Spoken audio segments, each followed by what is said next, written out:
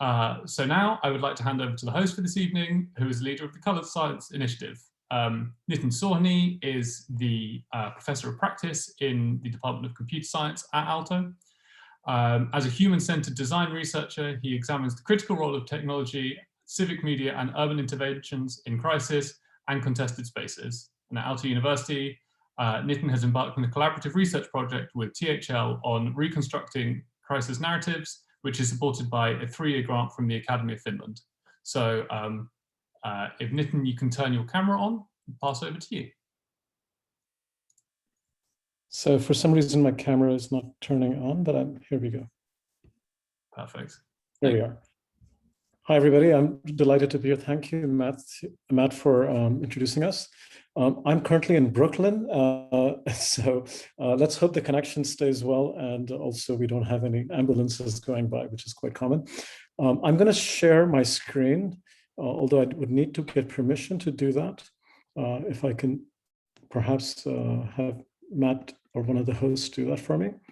Yes, I think I can do it now.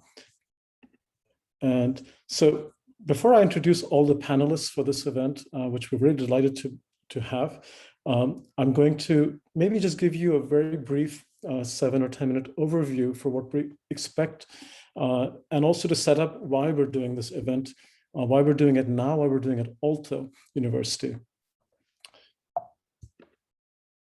So along with my colleagues, Taleye, Andrea, Karin, and Katarina, we've been very fortunate to work together and develop a proposal for the Diversity Inclusion Fund, which the School of Sciences has supported, to create a series of events this year, examining issues of color in science, and how we think of marginalized communities having access and being able to speak through the sciences. So this is the first launch event as part of this series. And thereafter in April, we're going to be having an event that Katarina is moderating around collaboration in and with the Global South. And on May 26th, my colleague Andrea will be chairing an event around Sami perspectives on indigenous knowledge, technology, and governance. So we hope that through these series, we highlight really these issues much more critically and help us not only in the Nordics, but globally think about these challenges in academia and in the work we do. Now, obviously, I joined Aalto only a year ago, and it's a vibrant community of students and faculty from around the world. And there's a lot of cross-disciplinary work happening at Aalto. And one of those really amazing things that also brought me to Aalto is that they have this fantastic Center for Artificial Intelligence, the FCAI, which has been developing a number of research programs around AI in many different facets, combining the human and AI-based expertise to solve real-world problems. Now, one of those streams within FCAI is one looking at societal issues, legal, sociological, psychological aspects, and ethical components of this. And I'm very much engaging with the larger group of faculty, both at Aalto University and University of Helsinki, who have been doing this work for many years now. We are now launching this year a new research area within the Department of Computer Science at Aalto focusing on digital ethics, society, and policy. And as part of that initiative, along with my students, we've been running a course this spring on critical AI and data justice in society. And we've been examining a host of issues around surveillance, big data, and ethical approaches to civic engagement and AI. And in fact, yesterday, we ran a virtual watch party where we watched the film Coded Bias, and our students and many other participants from outside shared some extraordinary commentary and questions that we'll pose back to the panel. Now, today, actually, in our class session, just literally half an hour before I'm joining you, we were talking about one of these interesting case studies of how the Finnish police is beginning to use body cameras and are using that for investigative work, but also using facial recognition technologies for other facets of criminal investigation. What kinds of issues does that pose? How should these systems become accountable? And what are the risks of doing so? And we can learn a lot from what's happened in the context of surveillance, facial surveillance in London, as well as the work that has been discussed in the coded bias film of surveillance all across the US. So there's a lot of lessons to be learned transnationally, but these policies need to be also handled within the unique context of these countries. Finland is also examining wider use of camera technology in public spaces to kind of monitor and control crowds, especially during a pandemic, and to ensure that there is safe distancing and so on. While it doesn't necessarily use face recognition, it is using technologies that could inhibit privacy in some sense. And this is a dialogue that needs to happen. There's been some pilot work been done already with a number of startup companies in Finland. And interestingly, one of those pilots was being done in the Senate Square in Helsinki, which last year, actually, when I came here in the summer of 2020, was filled with thousands of people in solidarity with Black Lives Matter. It was a really interesting contrast because while Black Lives Matter was happening all over the US and many places around the world, in Finland, we also had many activists who spoke about the challenges they had in racial discrimination and surveillance, and how we have to have solidarity with all of us in dealing with these issues. And what can we learn in academia and in the sciences to really come up with practical ways forward and critical solutions to these issues. So I wanted to address an elephant in the room that I think is really crucial. Timnit Gebru, who's been a prominent researcher examining the ethics of AI and has been a part of Google's kind of research group on ethics, was, as many of you know, was terminated just in December of last year because of many issues she brought up in her research and a paper she was planning to publish. Now, the details of this are much more complex, and there are many sides to this issue, but it brings up a challenge for women of color like Timnit, who are trying to make real change in very large organizations and having certain levels of resistance to that change. And this is an article that just came out last week in the New York Times that also was beginning to address some of these concerns. So the coded bias film actually untangles this quite well, and Timnit has a brief role in it, as you will see. So we're delighted that Shalini really developed this project over the past few years and brought it out to the public as a full feature-length film. And we also have Meredith here, who is part of the film, and we'll talk more about that. And what I wanted to do very briefly is to make sure that you have a chance to see the film. If you haven't done so already, when you registered for this event, you would have received a link and a password. And the film is, the distributors have given us access rights to make this film available to our audiences up until Sunday of this weekend. So you have a chance to see it again as well. So please do so. And if you haven't seen it, we thought we'd show you a very brief trailer to precede the panel discussion.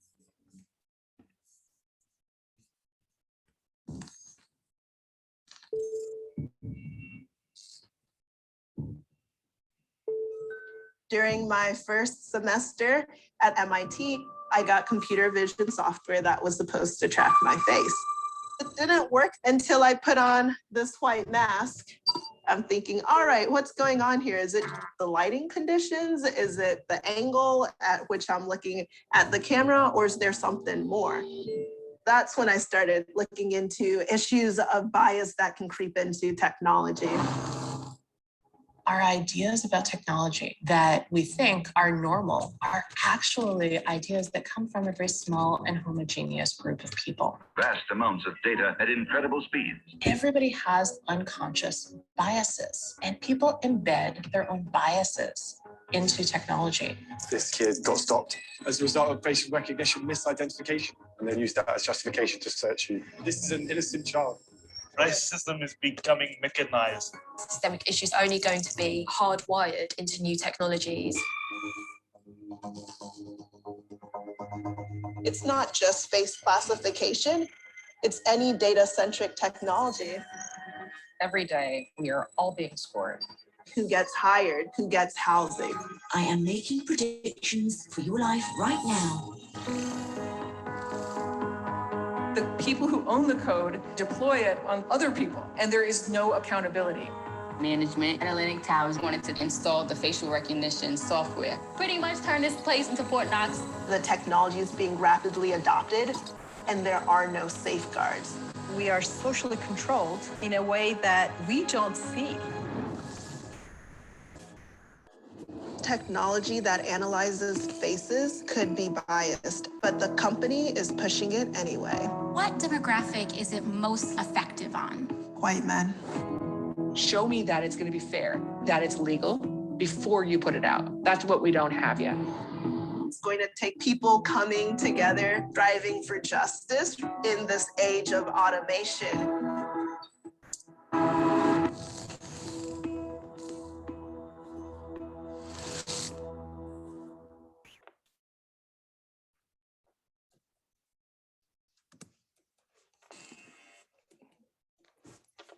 Trying to get to the next slide.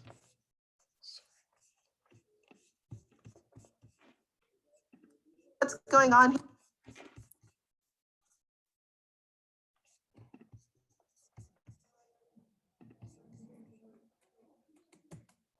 So that was a quick trailer. And after we watched this film yesterday, are you all seeing the, I hope you're all seeing the next slide here. Let me make sure. No, let me screen share again. Yes, you should be seeing my next slide now. We asked our audiences many, asked them, they posed many questions about this issue. And you can see a series of these questions about surveillance and accountability and transparency. We'll be discussing and unpacking these questions with our panelists shortly. So with that, I just want to introduce our three main panelists, Shalini, Meredith, and Amber, and also our respondents. So Shalini is an American filmmaker and environmental activist. She's based out of Brooklyn, and her films have explored human rights concerns for environmental action, but also now technologies of surveillance through Coded Bias. Coded Bias premiered in the Sundance Film Festival in 2020 to much acclaim, and it's also been nationally broadcast on PBS actually as of this week, and will be streaming on Netflix globally starting this spring. It's won many awards, including Best Director, Critical Choice Award, and NAACP Image Award. And Shalini has previously worked on a debut film called Catching the Sun, which was also named a New York Times Critics' Pick. And she was, along with executive producer Leonardo DiCaprio, won a nomination for the Environmental Media Association Award for Best Documentary. She is a TED Fellow, a Fulbright Scholar, and an associate of the UC Berkeley School of Journalism. Now, Meredith Broussard is a data journalist and an associate professor at the Arthur Carter Journalism Institute at NYU. And she's also research director at the NYU Alliance for Public Interest Technology. She authored a book called Artificial Unintelligence: How Computers Misunderstand the World. And her work has been exploring these issues of AI in her investigative reporting. She is a cast member in Coded Bias, as you have seen.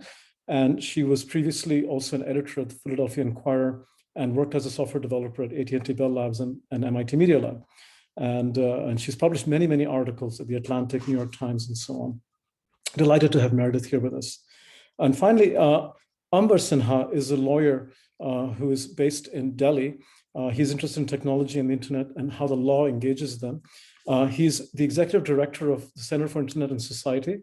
And he has worked on digital identity issues, AI and misinformation, and also led some of this research for the Supreme Court of India. So he's also on the steering committee for the Partnership for AI and looking at testing and implementation practices for machine learning systems. And he's worked with civil society groups on digital ID systems in African countries. His first book, The Network Public, came out 2 years ago.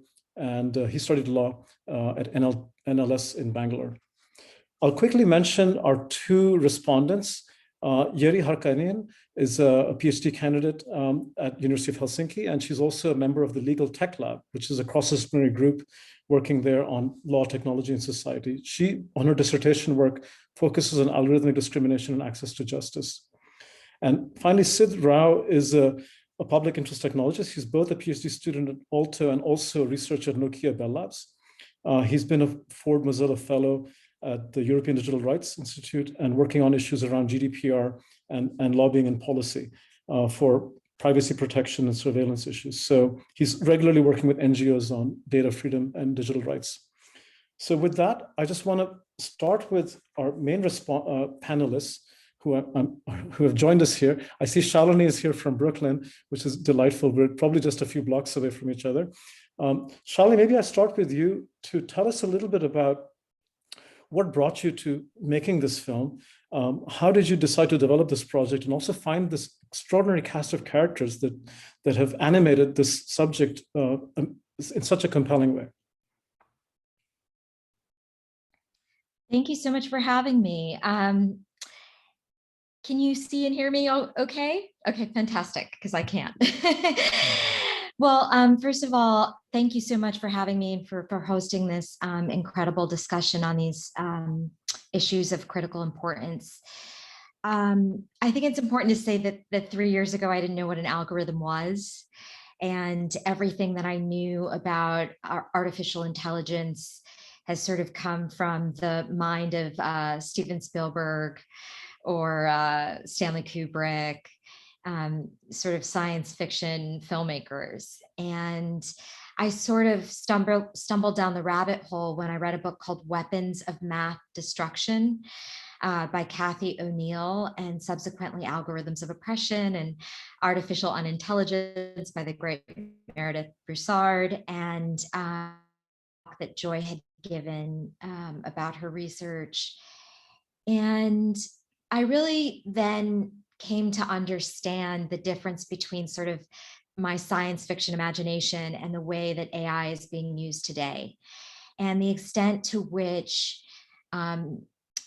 algorithms, machine learning, artificial intelligence is increasingly becoming a gatekeeper of opportunity, deciding such important things as who gets hired, who gets healthcare, who gets undue police scrutiny, in some cases, how long a prison sentence someone may serve. And simultaneously, as I was learning about the ways in which we as human beings are outsourcing our autonomy and our decision-making to these machines, I came across the work of Joy Buolamwini and Cathy O'Neil and came to grapple with the fact that these very systems that we are trusting so implicitly, that we have blind faith in, have not been vetted for racial bias or for gender bias or for discrimination of all sorts. And in many cases, some shared standard of accuracy outside of the company that seeks to benefit economically from their deployment. And that's when I began to see, much through the brilliant and badass cast of my film, that we could essentially roll back 50 years of civil rights advances in the name of these systems being neutral, these automated systems being neutral and unbiased when they're not. And that sort of set me on the journey to make this film. And people often comment on the cast of the film because we're so unaccustomed to seeing women helm a film that is about technology. And I have to say that I didn't intentionally set out to make a film that was predominantly women or people of color, although I am a filmmaker who thinks very mindfully about representation, about whose voices I amplify, about who I'm setting up as an expert. I definitely think about that very consciously, but it was actually the research itself that kept bringing me back to these voices. And one of the things I'm proud of in the film is I think it gives voice to a canon that has been speaking inside of big tech of women, of people of color, of LGBTQ, mathematicians and data scientists and activists and journalists who've been speaking out for 20 years before this film has been made. And I think the film gives voice to that. But I think what is common to the cast of the film, or many of the experts in the film, is that not only did they have advanced degrees in data science and mathematics, incredibly astute in their professions, but they also had this identity as an outsider, a misfit. They had, an identity that was marginalized. And therefore, that enabled them to shine a light into biases that the very elite, homogeneous group of people in Silicon Valley who've been stewarding this technology missed. And I think that speaks to the power of inclusion, not just as something that is good for the pictures or good as like a social service announcement, but actually integral to innovation and ethics in the technologies of the future. Thank you, Shalini. Let me maybe bring Meredith into the conversation because you actually featured her in the film, and maybe try to understand a little bit from Meredith's perspective why when Joy mentions data is destiny in the film, how does that resonate with you in terms of how algorithmic determinism is affecting our lives, both looking at our historic past and our speculative future? And how did your work in journalism actually affect the way you're thinking about talking about these issues to the general public? Well, thank you for having me. And that's a great question.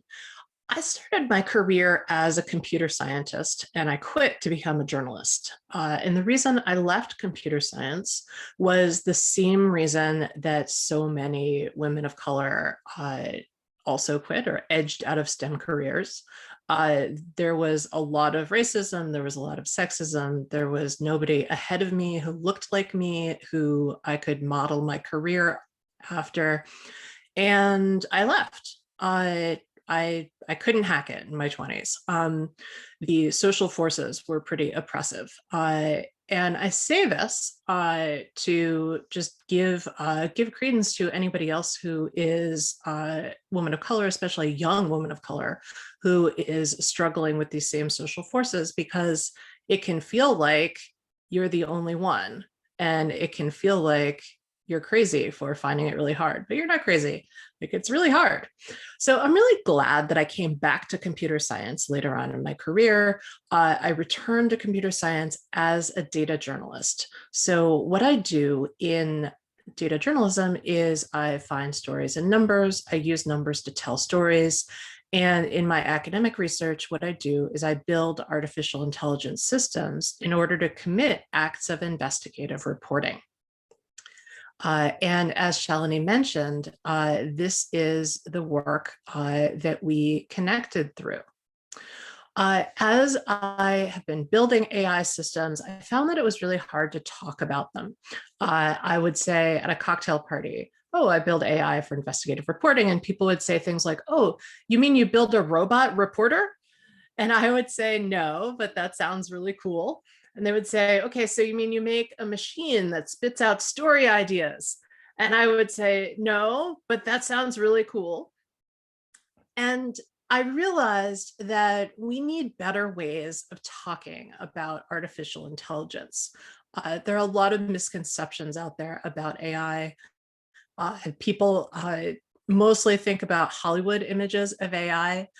We see a lot of these classic images in the film. It's really one of the most delightful parts of the film, the way that Shalini weaves together ideas from classic science fiction, from Hollywood science fiction, and kind of juxtaposes them with what's going on in the movement against facial recognition, which is really a data rights movement, because data rights are the civil rights of our time. So I realized we needed better ways of talking about AI, and in finding better ways of talking about AI, we also need to start talking about justice. It's not enough to talk about fairness in artificial intelligence, because fairness is not the same as justice. This brings me nicely to Umber's work, because Umber, as a lawyer and an advocate, has been thinking about data rights as civil rights as well, especially in the Global South context.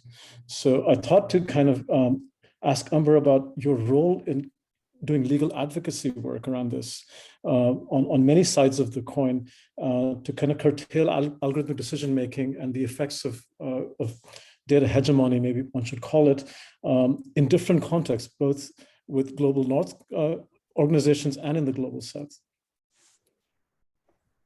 Thank you.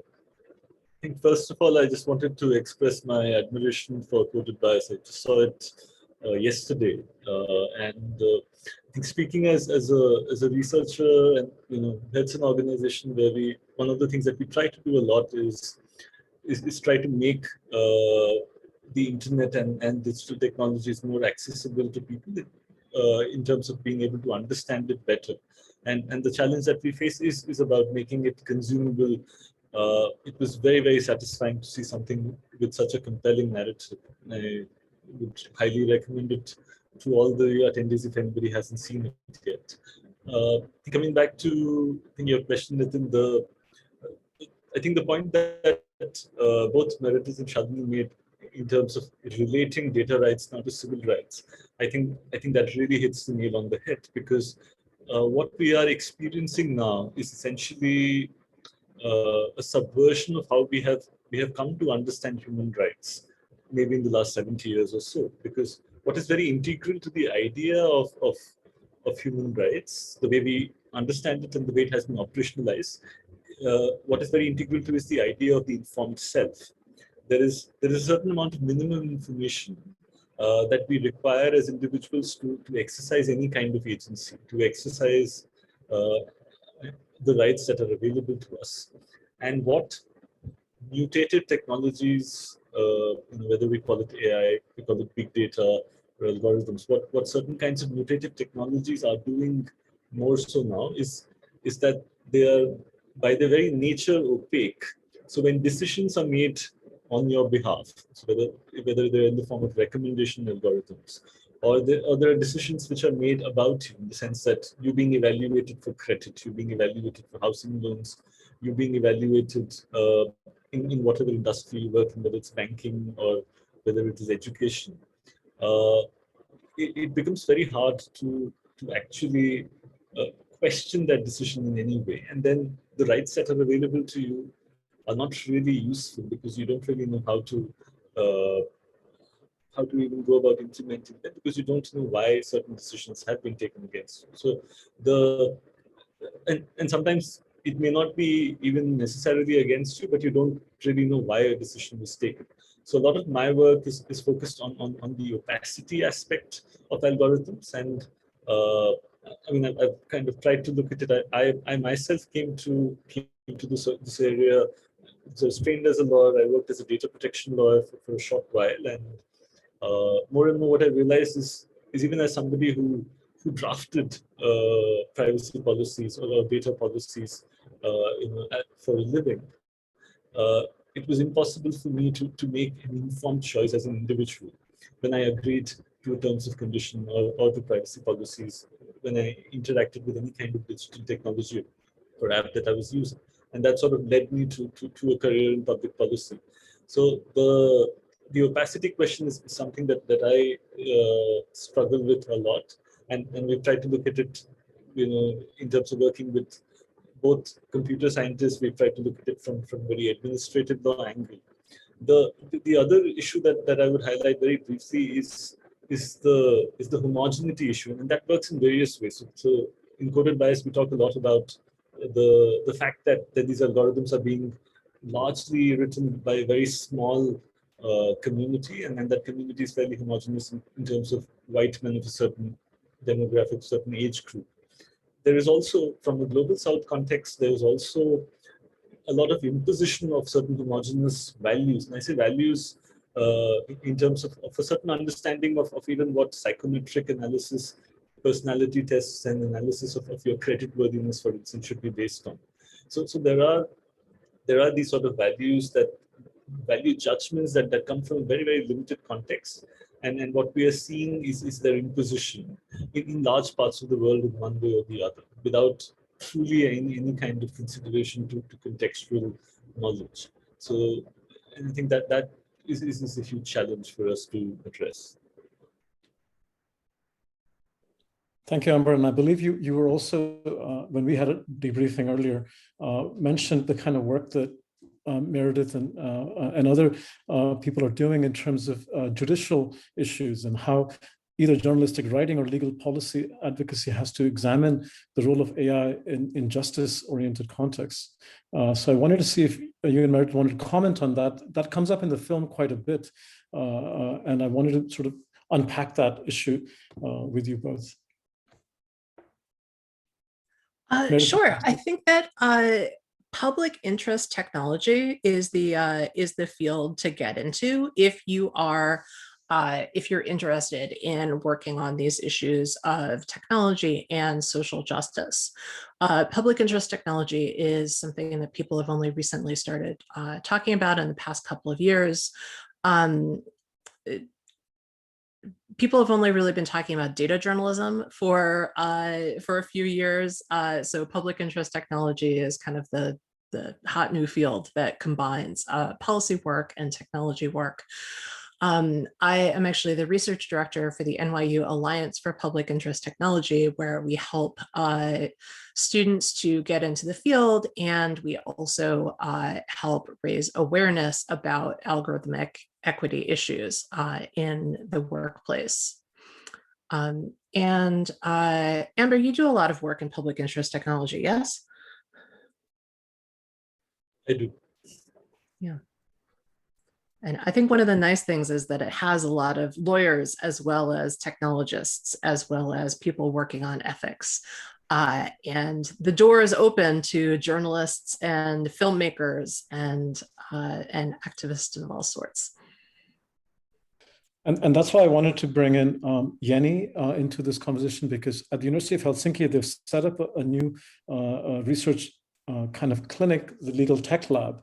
And they're doing a lot of thinking, maybe more theoretically also, around the role of kind of legal policies and how that affects algorithmic decision making.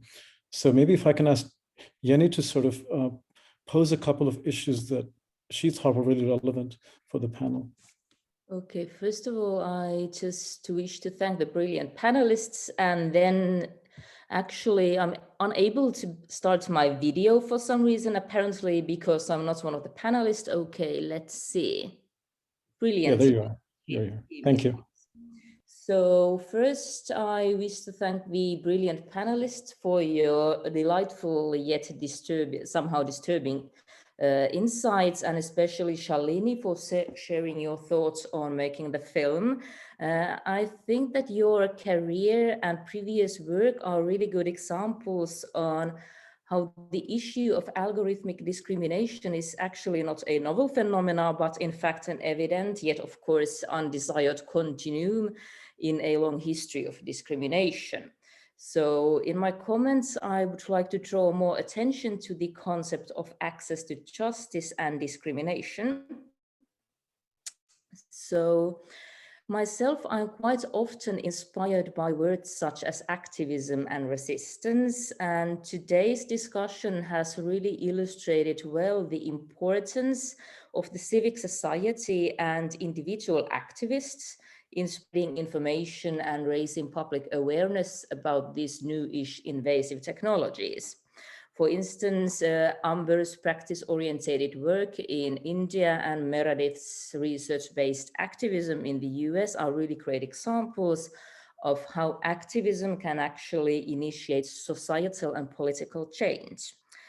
However, I believe that one of the reasons why we are seeing this really strong emphasis on private action and witnessing this huge wave in ethics talk is that we are lacking other public ways to oversee and govern these technologies and to deal with the threats they impose on us. And I believe that this raises some serious concerns about the roles of public institutions, regulation, and legal procedures in preventing discrimination and enabling us with functioning tools to seek for justice and redress when bad or unwanted things happen. So the question I would like to raise up is how to channel this societal and industrial awakening into political and legal reforms. And if I reflect this against my own research, I actually tend to believe that the problem is not that we don't have regulation and legal procedures there to protect us.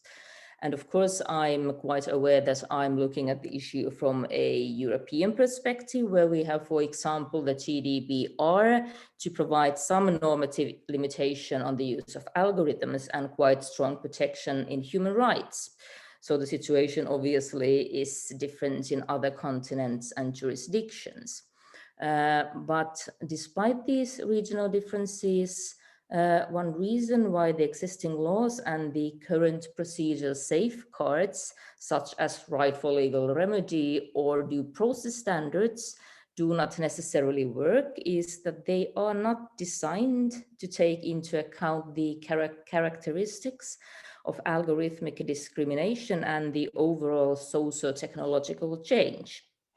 So, for instance, one example I like to talk about a lot is that tackling discriminatory practices one case at a time does not really address the structural and collective problems that are underlying the phenomena, or they don't address discrimination as a collective problem.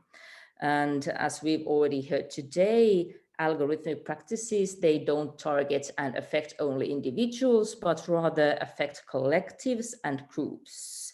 So I'm thinking that perhaps instead of individualistic law, we need more collective imagination within the law. And I know this is quite common already in the global south, but this is something new to us in the global north.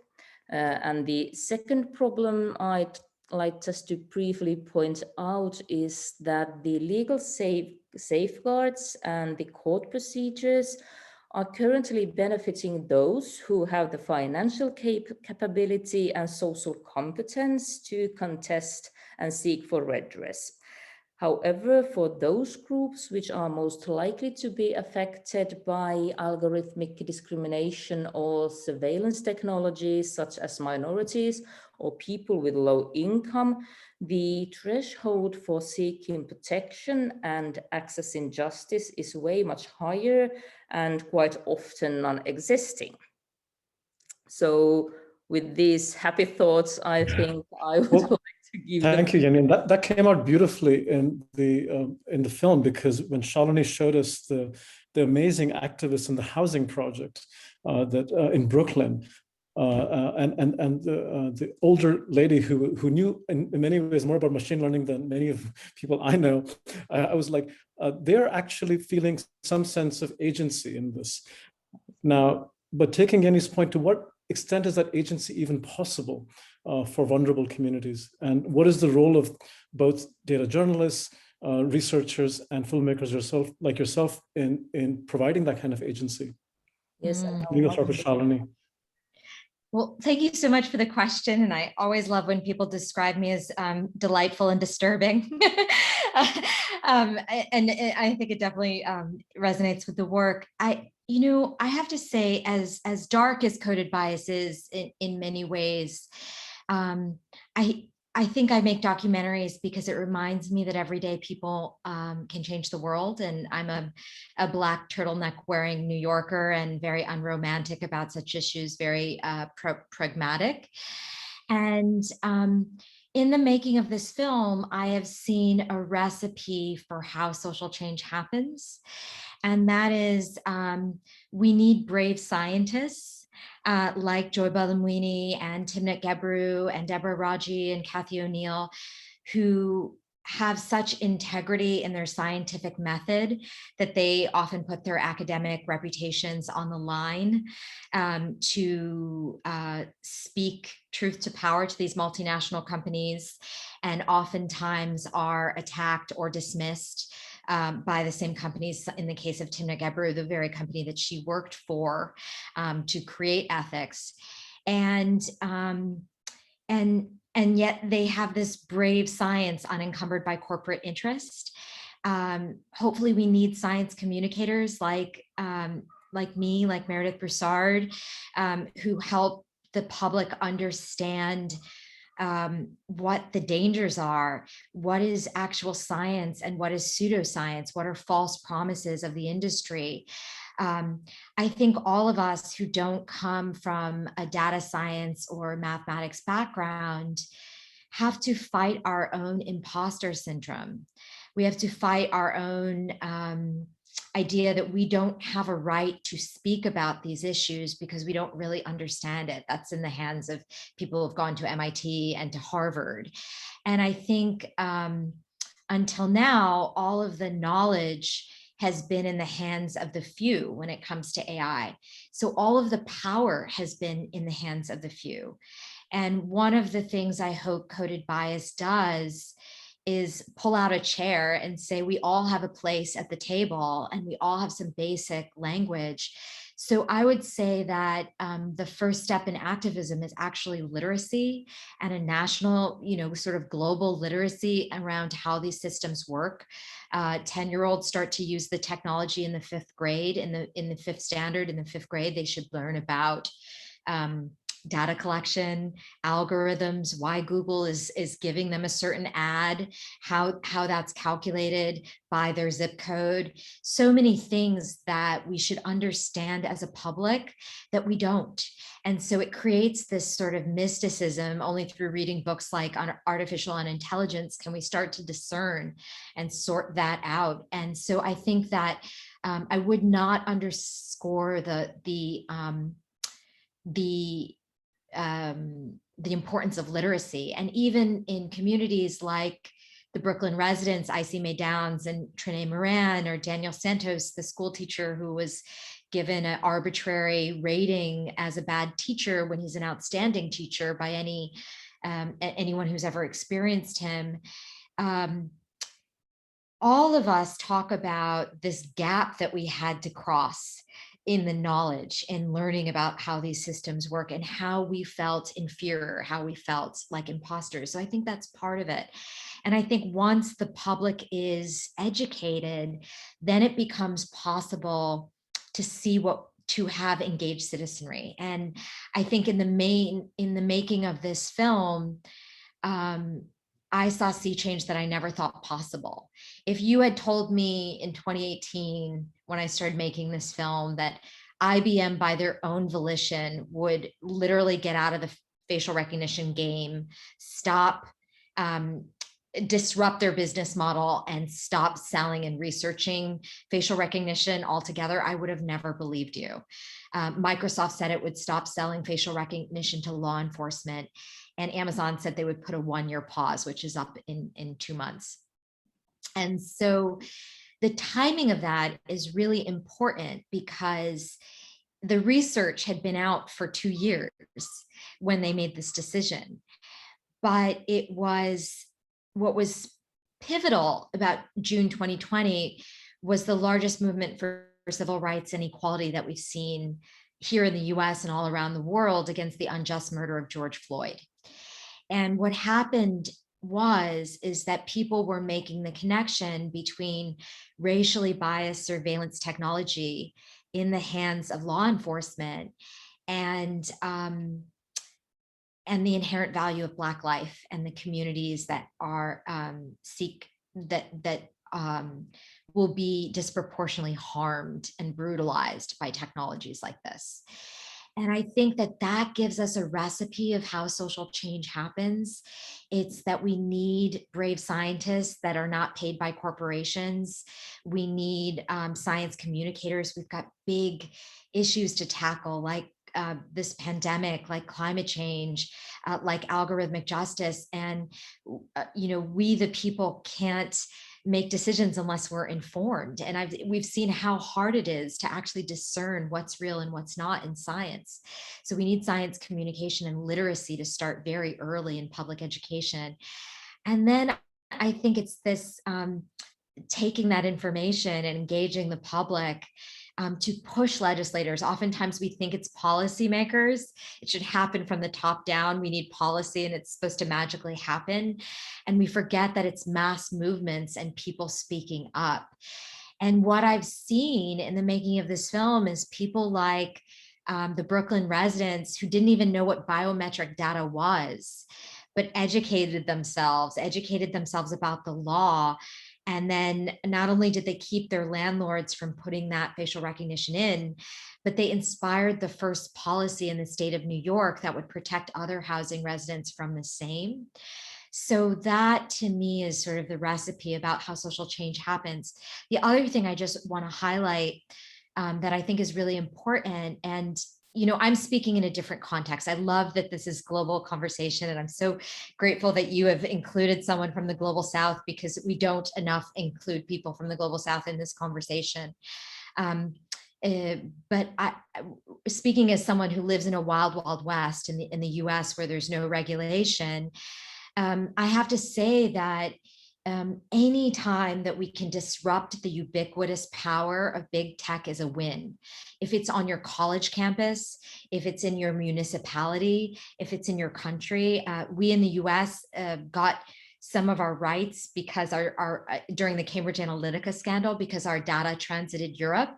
So we were able to access some of your rights. So we're looking to Europe to lead and strengthen regulation. And we've seen tremendous wins when people can push for policy at the university level. And we've seen cities like San Francisco, Oakland, Boston, Cambridge, Somerville, all cities that are technological hubs. So important to know these are places where the public knows how these technologies work. And have been the first to ban them.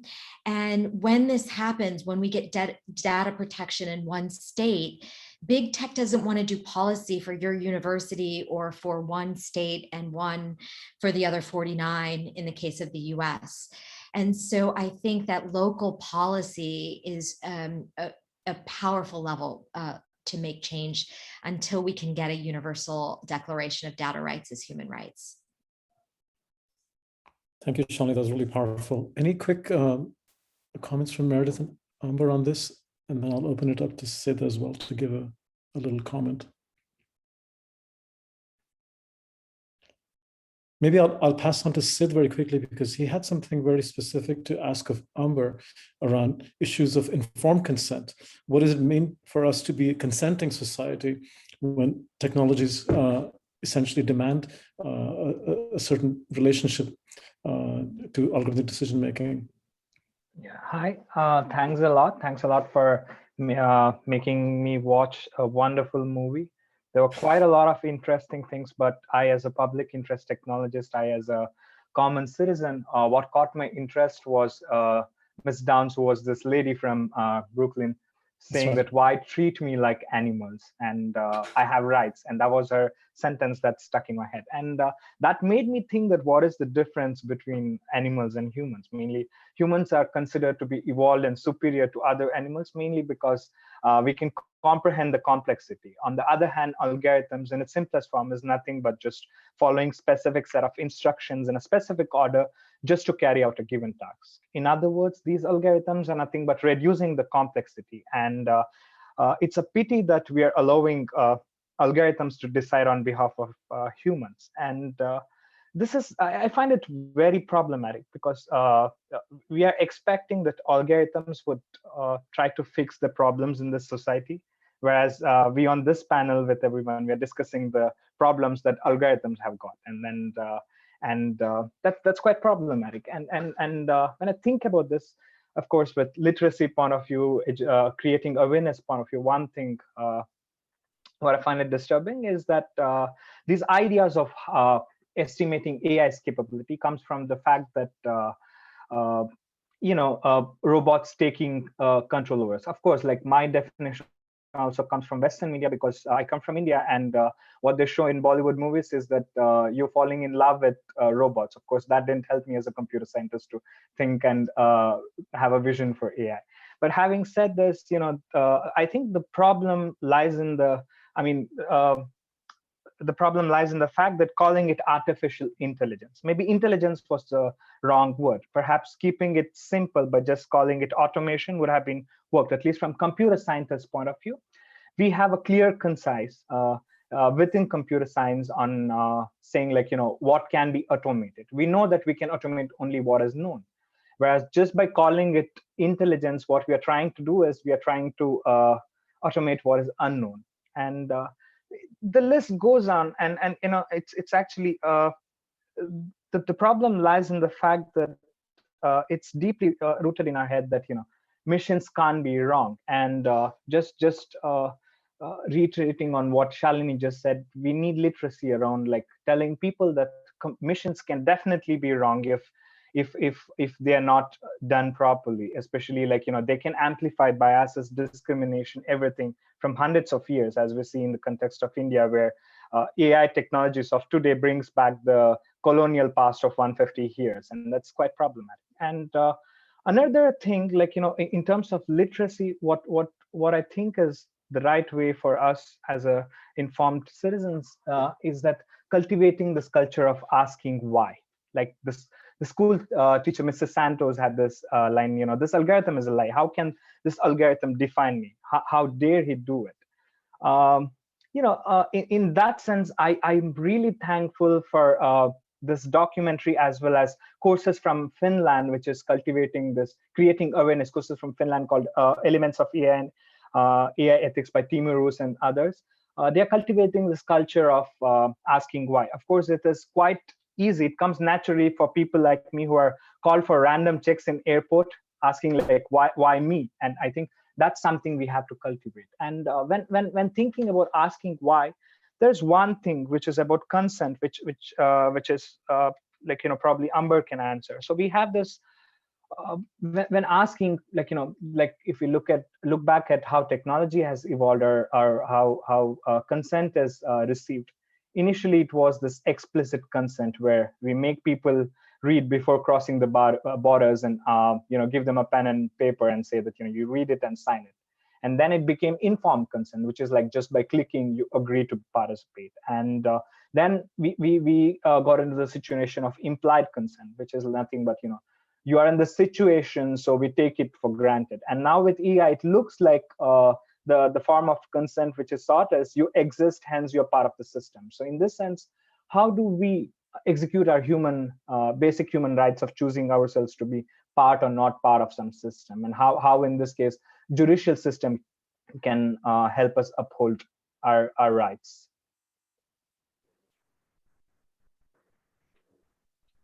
I mean, I think on informed consent, what we are witnessing is essentially, and for a while, what we witness is the business failure of market in terms of being able to provide any kind of informed consent, right? So, speaking as somebody who's not even my first language is not English, so the problem is at various levels, right? So the first problem is being able to access or being able to understand a particular policy that you're supposed to consent to. And that's a problem that a very large part of the population of the world does face.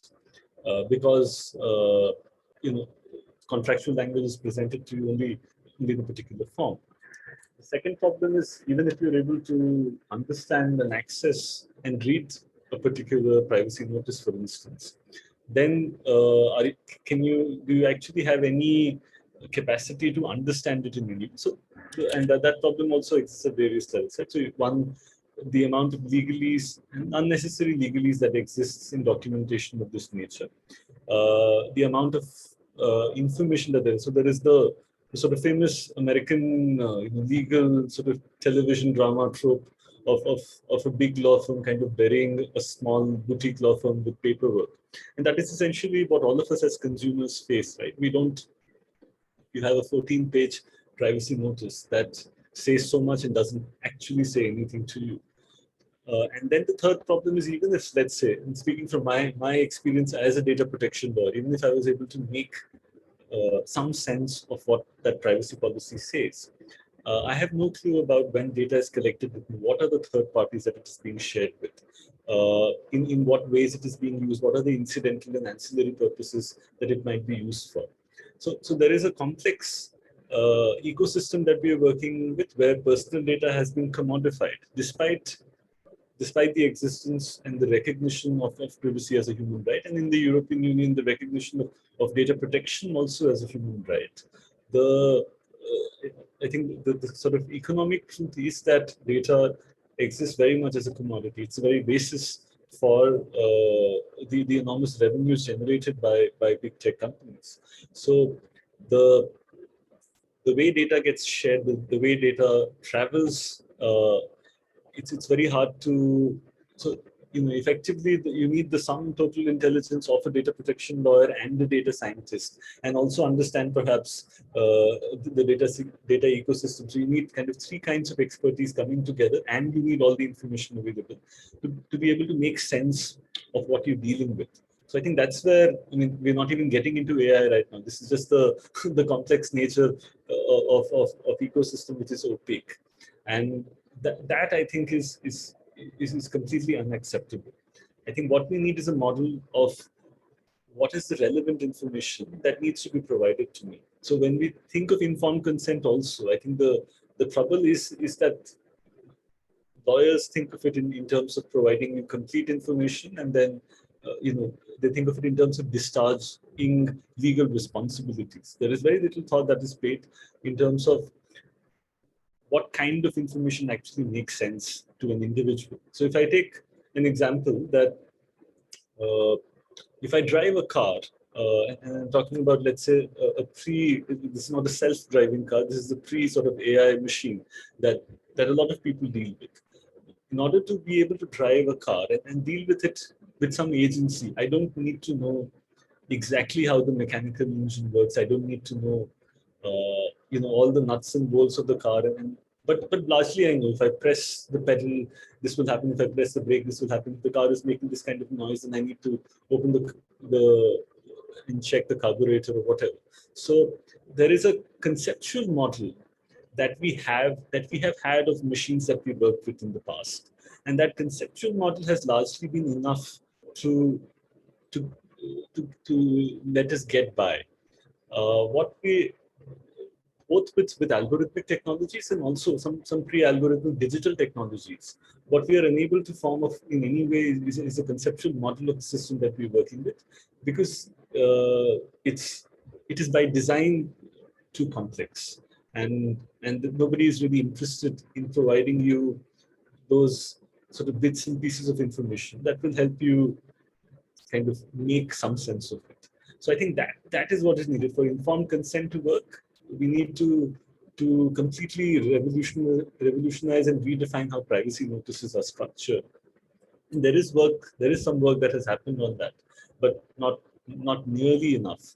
And I think earlier, I think when Yen was talking about the recognition of certain rights, for instance, in the European Union, with the GDPR, it does make a huge difference, particularly in the AI context, the rights which relate to automated processing.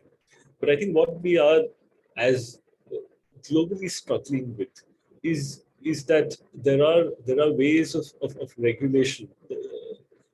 There are ways of regulatory thinking that have been rendered completely obsolete by digital technologies and mutating digital technologies. We don't really know, even with the GDPR still draws on a certain sense of how right to privacy is supposed to work. It tries to make consent tighter. It tries to put more obligations on data collectors. But I think what we need is to kind of rethink some of our regulatory models entirely, because, like I said, the idea of the informed self is what is being erased largely. Then how do we then compel, data collectors or other sort of companies that we deal with, or for that matter, the state when we deal with them, to provide us information in a way that we can actually exercise any agency. Thank you, Amber. You know what I would like to do now, because we are coming at the very last part of our session, is to open it up to questions from the audience. There's been a really great stream of questions that have come up, and some of you are upvoting them, which is great. So it's a nice way to see. I'll start with a question from Cecil, who actually asked a number of questions, but the one that has been quite prominent is she mentions how the documentary highlights two very different dominant models of deployment of these algorithmic technologies. One is the American context, where you have a very opaque market authoritarianism.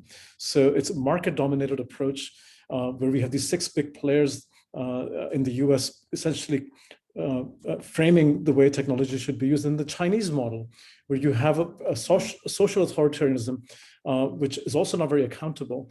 And they have their own three players that are quite dominant. And they both seem like very extreme, kind of two different extremes. What happens in the European context or in the global South? And so what might be the model that it becomes a more civic model in the future? And I don't know what insights Shalini gleaned in addition from her ongoing work, but I would like to maybe start with Meredith to address that. And the other question that came up, Meredith, for you was also around the difference between fairness and justice that you brought up in the film. So maybe you can try to start with those, and I'll see what Shalini has to say. Okay, well, let me start with fairness and justice. So when I think about machine fairness, I think about when I was little and there would be one cookie left in the house. And my little brother and I would both want to eat the cookie.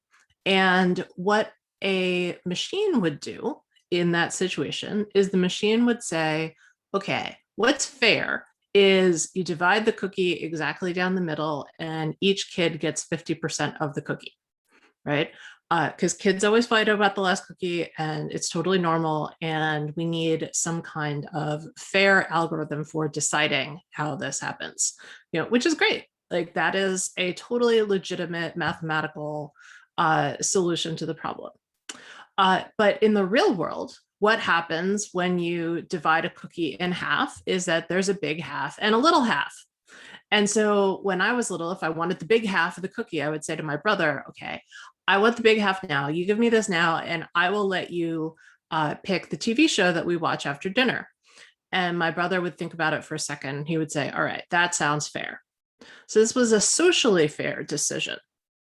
Now, both decisions are valid, the mathematically fair one and the socially fair one, but they are not the same. All right. And so we need to keep in mind that computers are machines. They're calculating machines. They do math. They do wonderfully complicated, beautiful math. That's all AI is it's really gorgeous, complicated math. And we can't look to math to solve every social problem. Math is good at solving some things, but it's not good at solving everything.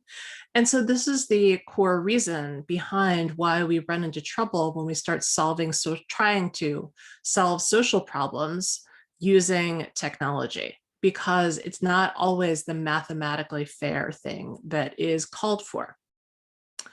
In terms of the other question about where is Europe, I think that Shalini addressed this earlier. GDPR is really the key thing here, and GDPR has set the stage for the rest of the world because Facebook, for example, doesn't want to make one version of Facebook for Europe and then a different version of Facebook for every country in the world. They just want to make one thing. They want to write it once and run anywhere because that's easier, and it will make them more money because it's less work for them. And also, one of the big secrets about computer programmers is that we're really lazy, right? Computer programmers do not want to make multiple versions of a thing. It's more work, right? So GDPR is a step in the right direction, and its implementation has actually set the stage technologically for data rights in the rest of the world.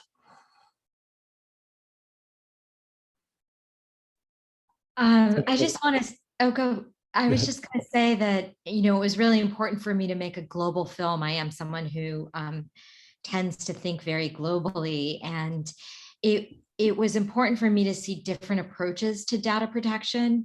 You have the case of China that has unfettered access to your data and a facial recognition system that's being combined with a social credit score. And I sort of put that in as like sort of a Black Mirror episode inside of the documentary because it tends to show us, at least for me, I feel like I could relate to that skater. And I think there's a part of us, in all of us that's like, cool, I could buy a candy bar with my face. That's amazing.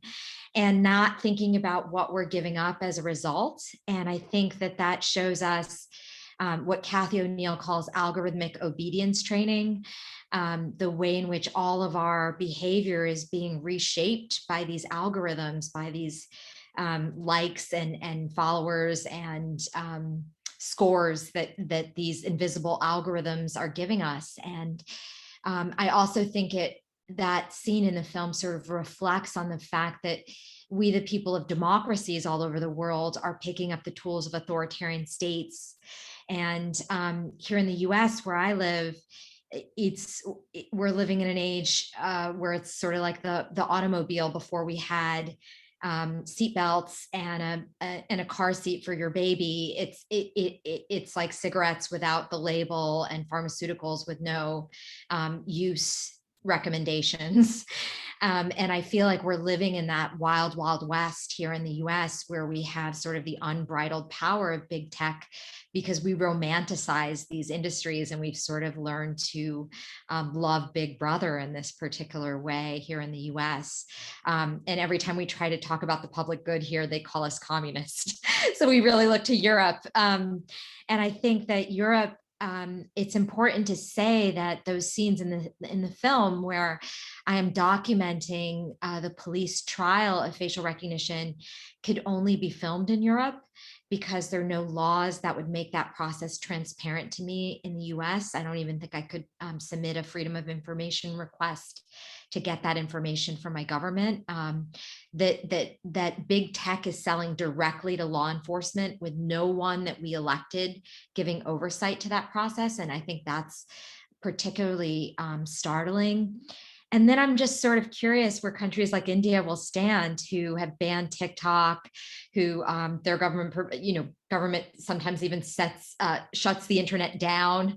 I think that is also, we're looking at an age of like, how open are we on the internet, and where do each of our countries drawing these regulations? But I think the GDPR is our sort of best model that we have in civilized societies of positioning data rights as human rights and as civil rights. And I think that until we as a public really understand that data rights intersect with every essential right that we enjoy as people of a democracy.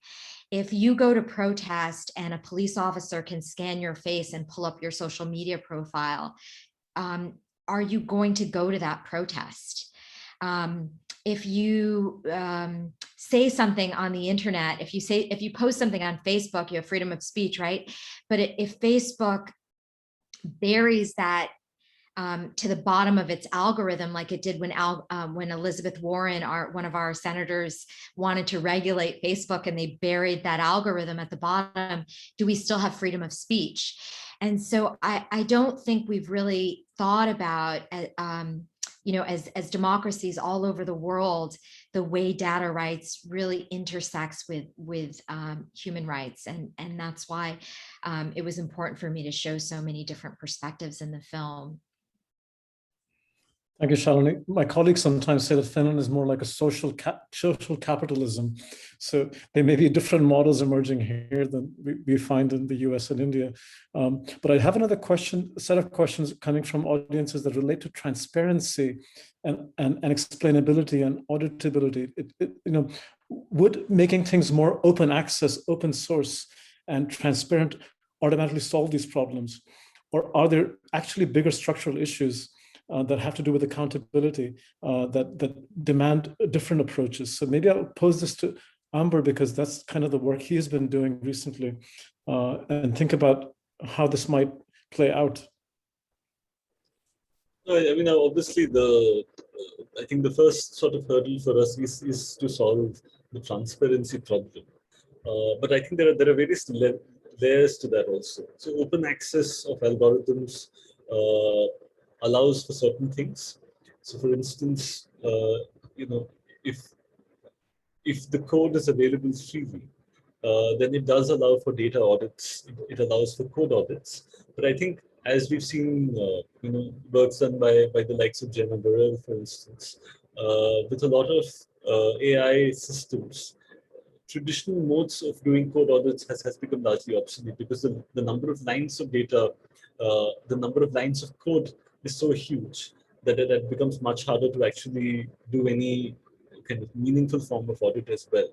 So I think when we think of transparency also, we have to think of it in terms of layers. So the first layer is actually making the code available so that there are those who have the expertise to actually be able to go through it, annotate it in some way, question it, test it, can do so. But I think as far as, speaking as a lay person, if having access to the code is not very useful to me, for instance, there needs to be other models of communication also available.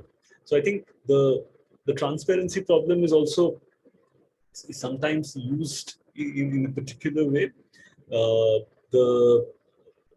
Much like, in terms of inundating you with certain forms of information that you may not have any capacity to actually consume or respond to.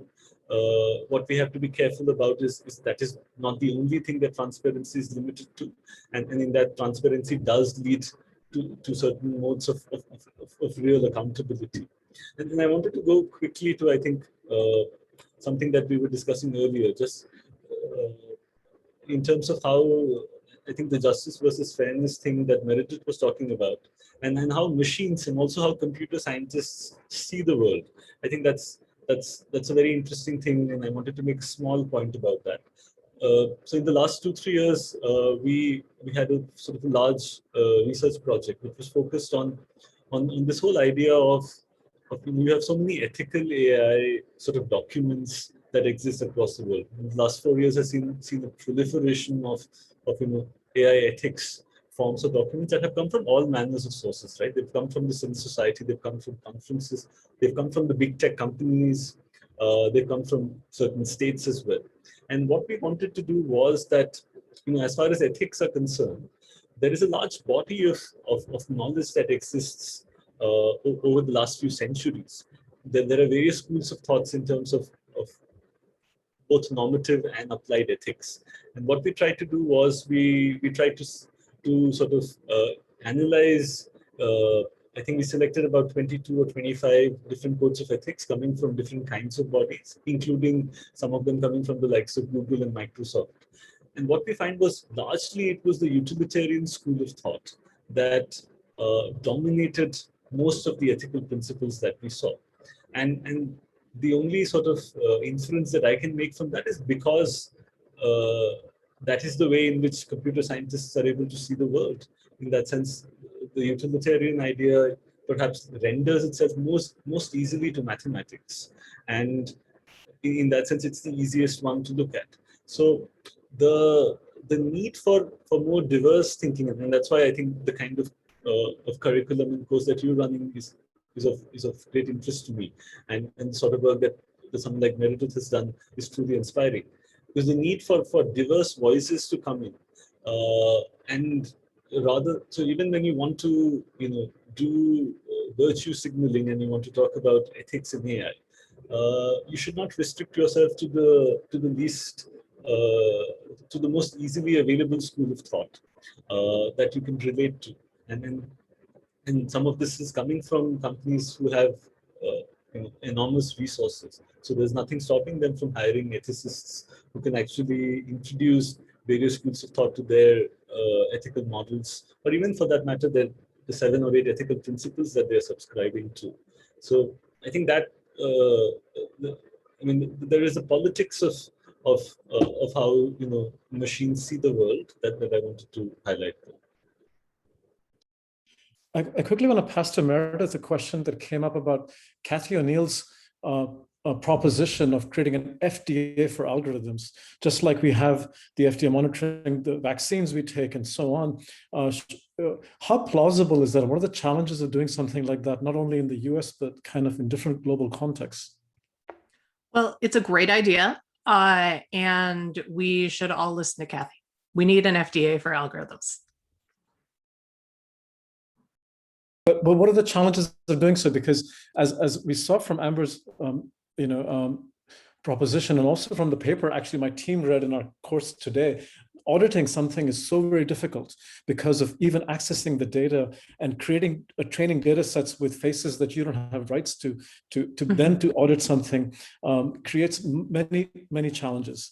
So is it enough simply to request accountability, or do we have to do something at a structural level that demands that maybe facial recognition isn't something we want in our society, in most public spaces, that we need some other ombudsman, some other oversight over these technologies that isn't currently being provided in the marketplace? Well, I think that that's a good question. And I would separate it out into two. I would say that, yes, we need to ban facial recognition. We need to ban facial recognition in policing. This is, data rights are the civil rights issue of our time. So we need to do that. Not all algorithms need to be banned. Computers are great, algorithms are great. Nobody is saying, oh, let's not use computers. My personal position is that we should be more judicious about what we use computers for. Let's use the right tool for the task. Sometimes the right tool for the task is a computer, sometimes it's not, and one is not better than the other. There are a lot of challenges to auditing algorithms and to setting up an oversight agency or tasking a branch of an existing agency with algorithmic oversight. I do some algorithmic auditing. The Algorithmic Justice League, Joy's organization, also does algorithmic auditing. It is not an automated process. I think that people kind of imagine that you would be able to audit an algorithm by pushing a button, or that like somehow you can print out an algorithm and see what it's doing. And that's not at all the case. Like, you need the code, you need the data that was used to train the model, you need data in order to test the algorithm, you need the policy environment that the algorithm is supposed to operate in. Like, you need a bunch of things, which is why you can't really audit an algorithm from the outside. There was a case a little while ago where the Facebook Oversight Board, not the real Facebook Oversight Board, but the Facebook Oversight Board, said, oh, well, we want to see the Facebook algorithm in order to see what it's doing. And I heard that and I thought, what do they imagine that they're going to get? Like, there are hundreds and hundreds of machine learning models that go into curating the newsfeed, and each of those is trained on millions of records. Like, it's not something that one human being can sit down and read like a book. So it's complicated. It's not impossible. It's just complicated. And in order to explain what's going on, you have to get into these kind of long, boring discussions about standards and infrastructure and data privacy and information fiduciaries. And, I am here for all of those conversations. I am totally happy to have them, but I am also aware that they're a little boring and complicated. So that's what's going on. It is absolutely reasonable to have an FDA for algorithms. We need it. We should do it. It is not at all impossible. There are going to be a lot of challenges to overcome, but we can and should do it. And I think the start is watching films like Coded Bias. The start is all of us as citizens educating ourselves about what's going on in computation. And it's going to be a little hard. Like, AI is math, as I said before. And it's not super easy to understand. It's a little challenging. It is totally within your capacity, though. And so we all need to educate ourselves, but we also need changes at the policy level. We need governments to demand that the tech companies make their software compliant with existing laws, because it's not enough for individuals to have to go around fighting facial recognition systems by carrying an umbrella or wearing anti-facial recognition makeup or what have you. It's just not reasonable to do all that work. We need governments to ban the use of these technologies. I'm going to pose the final question to Shalini as we're coming towards the end of this. Some people have brought up the issue that in places like the US and in Europe, we have civic rights, we have courts, we have systems that can contest these things. But other places like Palestinians who are being surveilled by cameras and the Uyghurs who are being surveilled, they don't necessarily have the same rights. And for them, it's a very different kind of struggle dealing with the imposition of these technologies under occupation and so on. So maybe that's just a commentary, but I don't know what you would want to add to that and the kind of work you're doing in film, and also the kind of work you might do in going forward, going from civic rights to more human rights oriented kind of framing of these issues. Well, I just want to say that even though Europe has laws, that there's still so much work to do. I was on a council with the EU, and they were talking about translating Hungarian and how this algorithm started to translate all stereotypical things of what a man did and what a woman did. He went to work. He is a doctor. She took care of the children, even though the language is gender neutral. And so to me, this is ultimately about how we see the world. And I think that I just want to underscore that while some communities are more vulnerable than others, that we're all actually very vulnerable to being hurt by these systems. Some of us may not even know when we've been denied an opportunity or have been taken out of the applicant pool because an algorithmic decision maker has been in place. But I just want to remind people that we have tremendous power to impact change, both and the human rights framework is very important to me. Because, and I'm always grateful when coded bias is seen in a human rights framework, because, going back to your last question, I feel like tech companies want to say, oh, it's just the data set, it's just the, garbage in, garbage out, we'll just fix it. And I think to me, it's not about building the perfect algorithm, it's about building a more humane society. And I think that sometimes in the making of this film, I've often thought, just as we were commenting here and as Meredith's groundbreaking work talks about, just questioning what intelligence is. And to me, I think that one of the things that makes us human beings is our power of empathy, and understanding that systems without empathy, without compassion, cannot be intelligent in my perspective. And, is the goal of our human life, is the goal of our human civilization to go as fast as possible, to be as efficient as possible? Or is it actually to honor the inherent value of every human being? And if that's the case, then technology should serve human beings. And in some case, the technology should not be used at all. But the emphasis here should be on valuing and building systems that honor the inherent value of every human being. So Shalini, what are you working on now? And what are you looking forward to doing in the next phase of your film career? Well, I'm looking forward to the Netflix release, April 5th, of Coded Bias all around the world in every language. So I'm so excited about that. Not every, but many. And I'm working on a film about TikTok. And I have some science fiction projects that I'm working on still. So. Fantastic. Thank you. Well, with that, I think we should thank all our panelists for such a vibrant discussion that we've had. And we're so lucky to have you join us here in Helsinki and with this global audience. I'm just going to quickly mention the last two, upcoming talks that are happening that the Color of Science series will be doing. Just to remind you that next month, Katarina will be hosting a talk around a panel around collaboration in and with the Global South, which is very timely, as Shalini was also mentioning.